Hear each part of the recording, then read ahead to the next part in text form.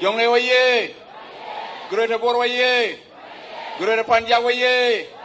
Greater Akobo waye. Greater PG waye. South Sudan waye. South Sudan waye. President Kir waye. Thank you so much. Please have a seat. Thank you so much. Thank you so much. Please have a seat. If you're in the back, please find a space to sit. I got some few words to say. First of all, I want to tell you that I'm so humble to see a crowd of Greater Jonglei together like this. I know some of you woke up since 6 in the morning. I know some of you did not even get a chance to have lunch or breakfast. But I know you came here not because you come here for me. I know that you come here because you believe that something needs to change. And I hear you. I want to tell you that I hear those talks that you are discussing with your neighbor, that something needs to change in this country. Something needs to change in Jonglei. And I want to tell you that I hear you, and I believe South Sudan will hear you soon. And I believe the rest of the world will hear all of us soon.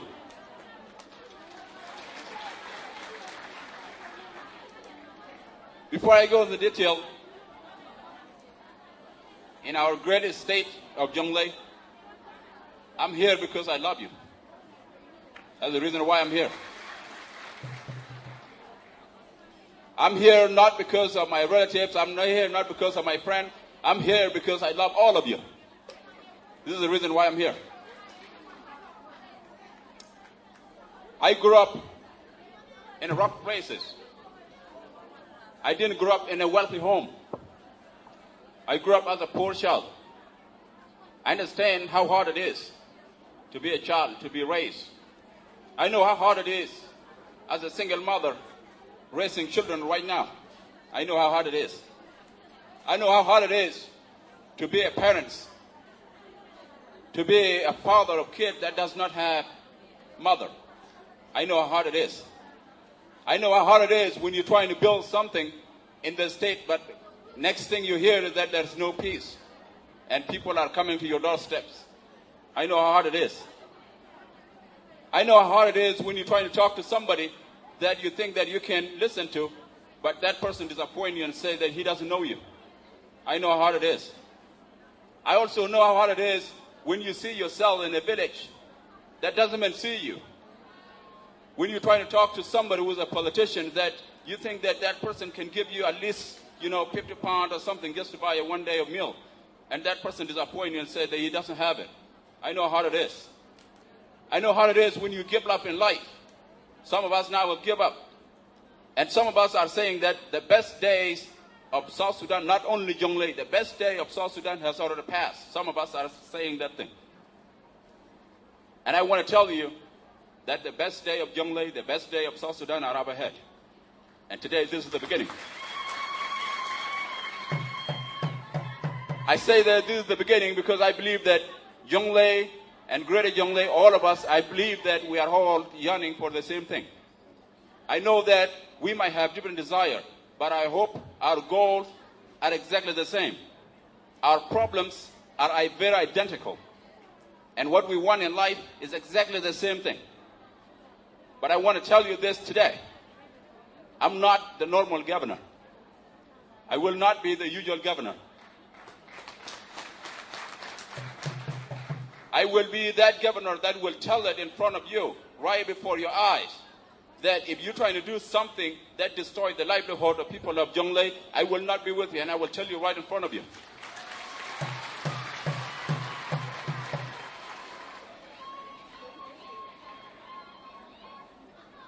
The governor of Jonglei is the governor of every citizen of Jonglei, and in fact is the governor of every citizen in this country. And this is how I see it. I see myself that I'm somebody who's going to just serve you, not you serving me. This is why I accept to go there.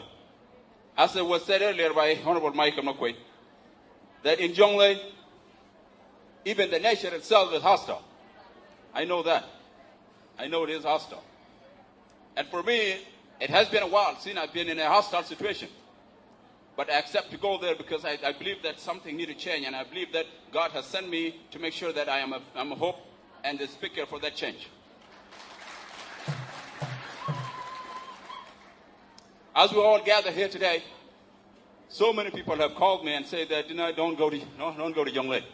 Jonglei is not a good place for you. So many people say that Jonglei is a very hostile state.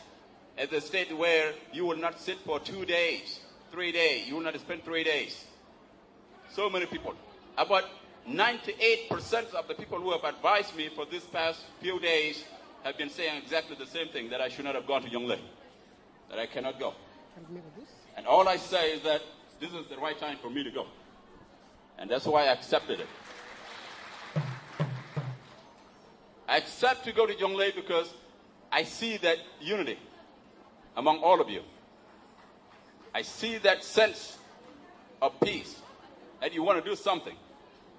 And more importantly, I see the sufferings that it touch every heart from every walk of life in Jonglei. Whether you're a politician, whether you're wealthy, whether you're poor, I see that the suffering has touched all of us. And I believe 7 years ago, some of us are not in the same standard that they are in today. Some of us who were owning business 7 years ago, they're not owning business right now. Some of us who were owning cattle, they're not owning cattle right now. Some of us are owning houses, they're not owning houses right now. All of those has been all wiped out.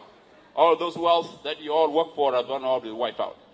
And so all of us now are asking for the same thing, is that when is it that peace will come to Jonglei? When is it that peace will come to South Sudan? And I want to tell you, I have a different formula for how peace can come to our wonderful states. And my formula is a bottom-up formula, where I want to make sure that every citizen of Jonglei, every human being in Jonglei must be part of that peace, so that all of us hold it together.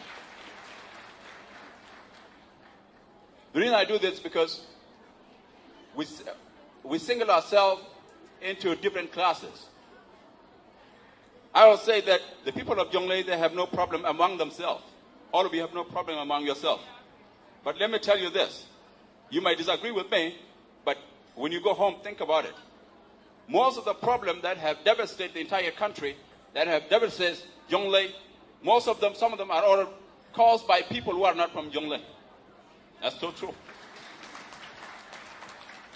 There's so many people who are not from Jonglei who today feel that they own the state of Jonglei, that Jonglei belongs to their pockets, and they're not from Jonglei themselves.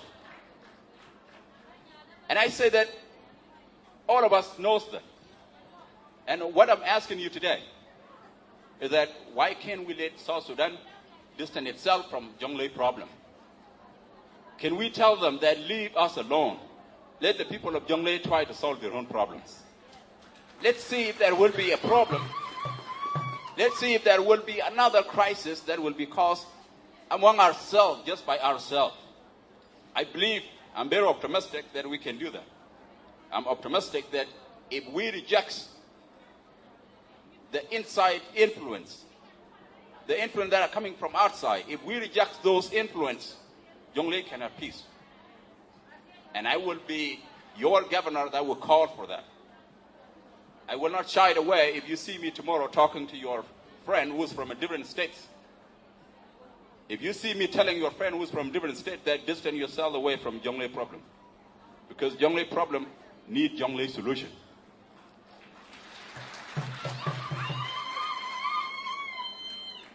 I know that we have different political parties. And I can tell you today, I don't care about them. I don't care about them. But I care about the party who would put food to the table for the people of Jonglei. Let me tell you the truth. This is part of the peace. If we sit today like this, and we have another gathering tomorrow, but some of us later on, when we leave this hall, some of us has already the meal that already been prepared for them. But majority of us, they don't have nothing. Just because they're here today, they did not move around to collect something for themselves. Then tonight they will go with empty stomachs. Tomorrow again they will go empty stomachs. So if you can see somebody who's been going without meal for 3 days, 4 days, and you talk to them about making peace, that person will not hear you. They will not hear you at all. So I want to make sure that two things. Let's walk the walk of peace, and let's carry our food with us. Let's put the food at the table before we can talk. If we don't have anything at the table, don't think that everything will be solved. I believe that things happen for a reason. I believe that the long wait for peace has some consequences. And I believe that with our cooperation, with our working together, we can solve every problem in Jonglei.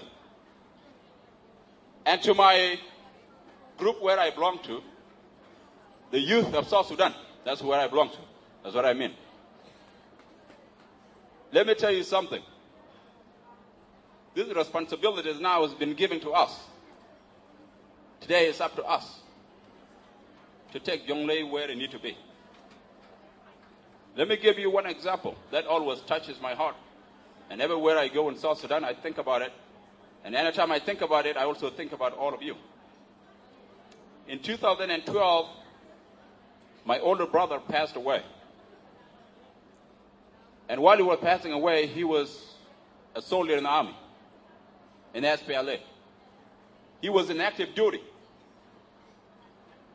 And at that time, he was sick. When he was sick, his sickness was going worse. And one night he called me, he told me that he was not feeling well. And from his voice, he was trying to hide it from me, how worse it got. And from the way I know him, I knew that something was about to happen. At that time, he had been waiting for 3 months without getting his salary. I was in America, I was a college student. Those of you from young people, you know, being a college student, you don't have anything, penny in your pocket. That's how I was. I had nothing. Even a phone to talk to him, I could barely get it from my friends. And then from there, I asked him, did you see the doctor? He said he saw the doctor, and the doctor told him that he had to go outside of South Sudan to see a doctor, either Uganda or Kenya or Ethiopia or Sudan. And he did not have any money to go. He was giving the referral letter that he needed to go right away. He did not have any money. He didn't have anything. He was waiting for his salary. He didn't get his salary. 3 days later, I got called in the middle of the night that he passed away. When I think about that, my heart broke. My heart been broke ever since. And I believe that this is the story of all of us. As we sit today, so many of us as families have died the same way my brother passed away. And as somebody who is from Jonglei, I don't want that to happen to you. I don't want that to happen to your brother. I don't want that to happen to your son, to your daughter, to your brother, or to your father. I don't want that to happen. I know how bad it hurts. And it will always hurt the rest of my life. And so that's why I say that let's put food at the table. Because if we have food at the table, we would make sure that somebody who was sick had a chance to see the doctor. As we sit today, the population of Jonglei, some of them are in swamp.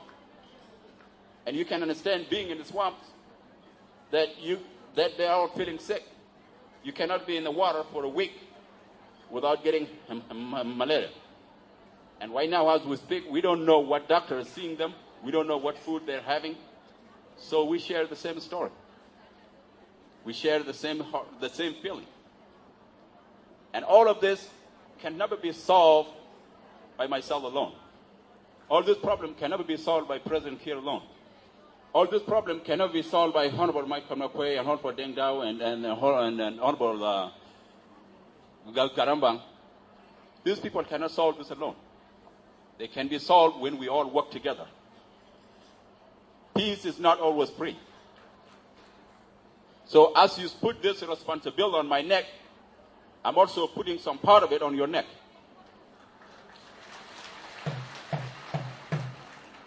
I want to tell you that in order to work with me, in order to support me, I want you to start with your neighbor. I want you to start with your brother. I want you to start with your mother.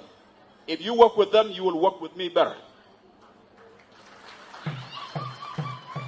I also want you to ask whoever is your rival or your enemy that you don't talk to from Jonglei. I ask you to call them, to just say hi to them, and just say that you are praying for them. I want you tomorrow, if you are from the greater Pangak, I want you to call Honorable Makwe and tell him exactly what you need to be done in Pangak. And you just hear what he's going to say. And I also want you from Gurabor to call a politician from Gura Akoba, from Gura Pangak, and tell them exactly what you need to be done. And exactly hear what they have to say. Then from there we will know exactly who are standing for us and who are not standing for us. And I think this is a responsibility that I always want to do myself.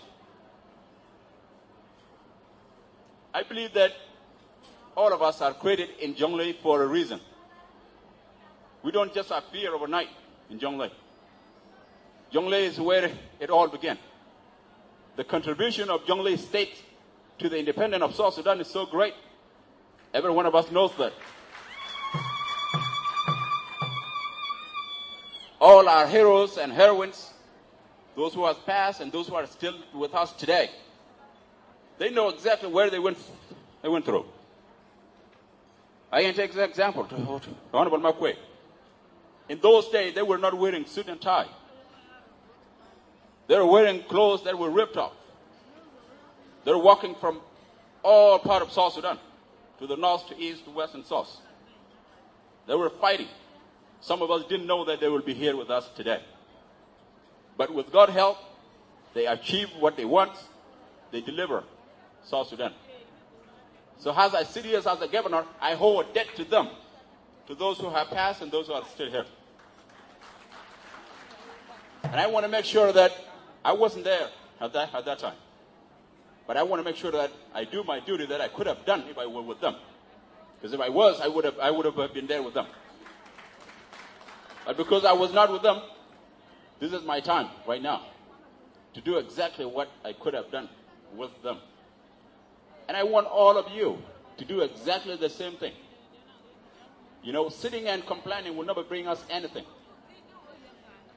If you look at all the problems in Jonglei now, pretty much every one of us has a solution to it. But the best solution that I think, that I call my formula, of the bottom-up formula, is that if you started with a person next to you, today there will be 2 of you, tomorrow will be 4 of you, the next day it will be 6 of you. And then the next thing you know is that you will change a payam. If you change that payam, and then you will change the Buma, and then you will change the state, you will change the county, and eventually you will change the entire country. I think Jonglei now has a task that we need to deliver.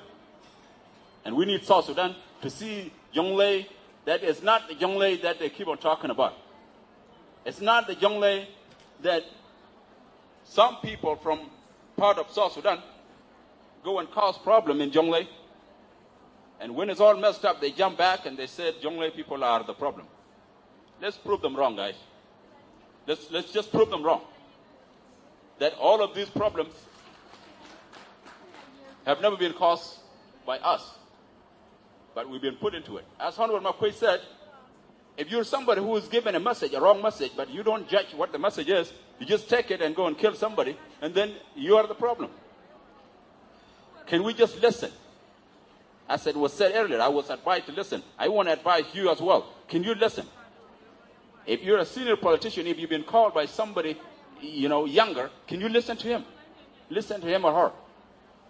Then, of course, it will help you to advise me much better. As somebody who has been passing through hard rocks, my appointment as a governor is not an easy appointment. I think I'm the only governor who have been so unlikable. Who have been when people look at me from a distance, they just look away. They're like, no. Can't be him. This is what I get all the time. I will meet with people, and as soon as they see me, they just, their mood just change. I can see that. Right? I like to be unpredictable. I'm not a guy who takes himself seriously. I never do. Because I believe that whatever I can do inside my heart, if I clean my heart, then you will see something better.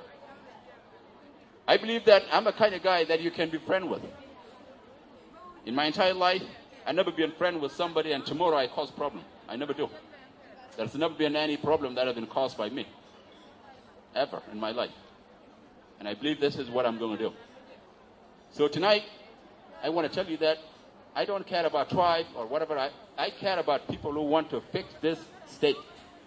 If you are that person, I am your brother, I'm your son, I'm your friend. And let's identify how we can bring this peace. And let me tell you, we cannot bring peace to Jonglei if we do not consider our greater.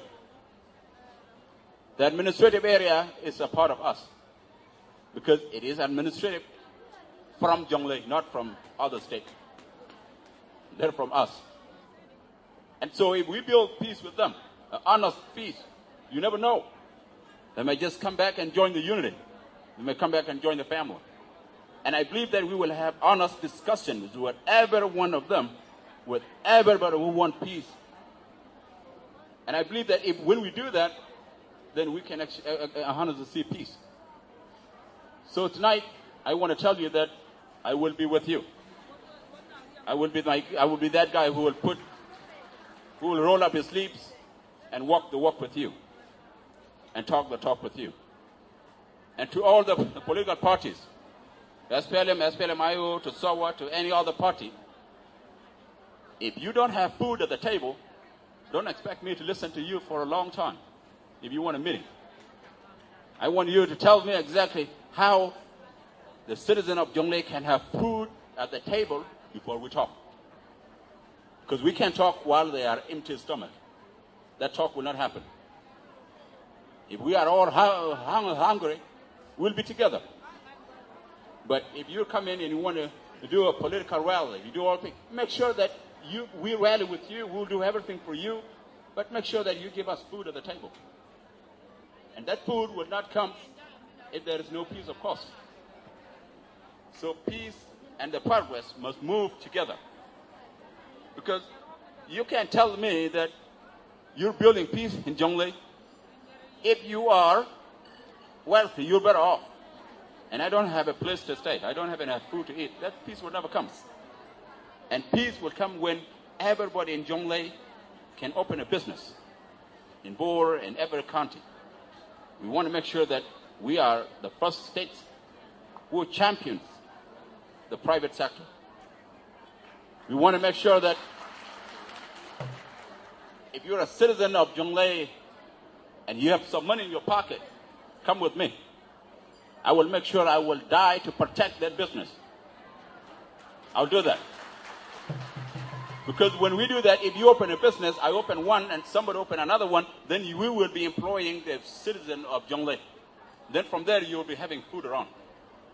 But if we do not do that, if we just listen up, if we just wait for salaries, then this prosperity will never come.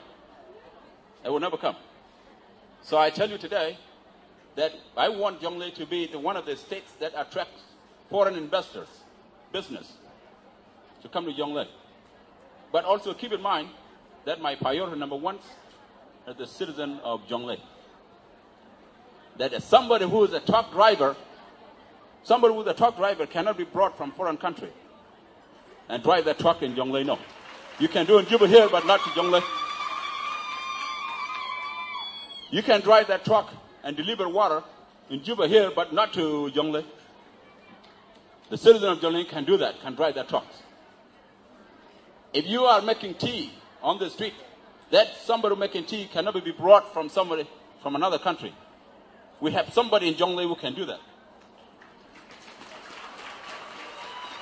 So if you are a friend to a foreign investor who want to go to Jonglei, you tell him or her that when they go there, they will have to play with the same set of rules that prioritize the citizen of Jonglei, not them.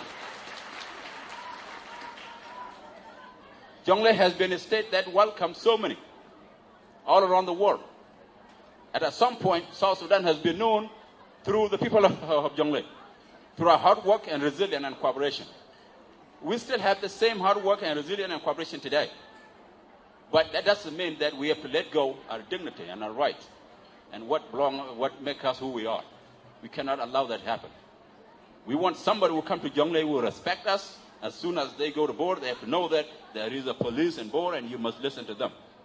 And that there is authority that you must listen to. And that there are citizens in Jonglei that you must respect, despite of where you come from.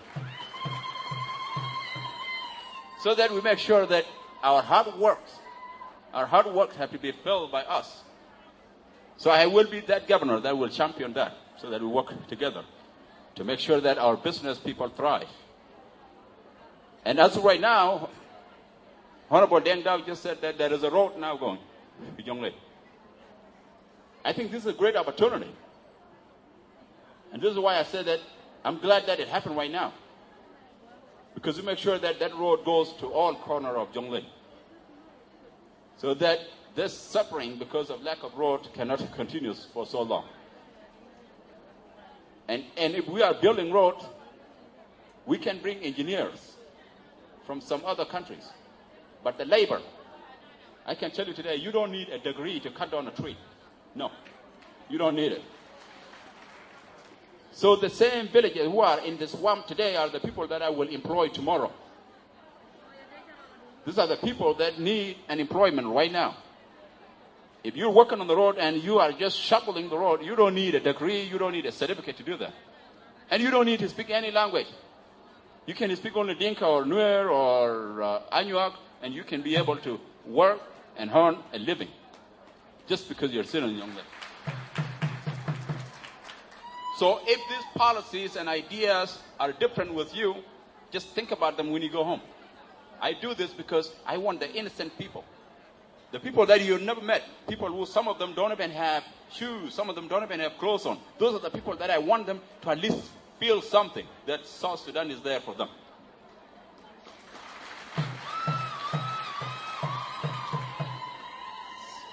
So today I want to ask my senior politician that as you sit here in Juba, don't wait until we call you. Monitor the work of what we're doing in the States and make a phone call. Make a phone call to all the influential people, to all the chiefs that you know. Make a phone call to them. Have a conversation with them. I would be so happy to talk to a village chief whom a senior politician have talked to before. I would be so happy to do that. So I'm not going to keep you wait.